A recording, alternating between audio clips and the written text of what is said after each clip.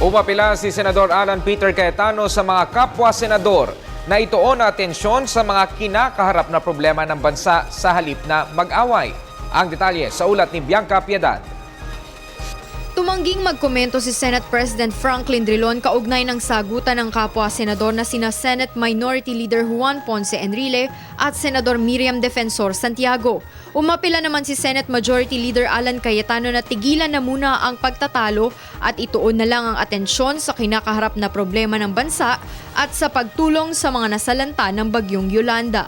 Rather than focusing on a no-pork budget, on a budget na sapat yung rehab, rather than focusing kung yung rehab plan ng Malacanang ay maganda ba o may pagkukulang, yung bangayan ng dalawang senador ang magiging focus ngayon na hindi naman natin masisisi ang tao at media. Pero kinilala ni Cayetano ang karapatan ng kapwa mambabatas na ang sarili kung nasasagasaan na ang pangalan. Ikinalungkot naman ni Senador Francis Escudero ang nangyayari sa pagitan ni Enrile at Santiago. Siyempre, hindi natin maiwasan, tao pa rin. May nasasaktan, may nananakit, may nasasaktan, may nananakit. At kailangan ilabas yun. Nakakalungkot lang na kung bakit kinakailangan humantong at dumating sa puntong yon para sa magkabilang panig. Ngunit gaya ni Cayetano, sinabi nito na hindi nila masisisi ang mga kasamahan dahil karapatan ng mga ito ang ipagtanggol ang kanilang karangalan.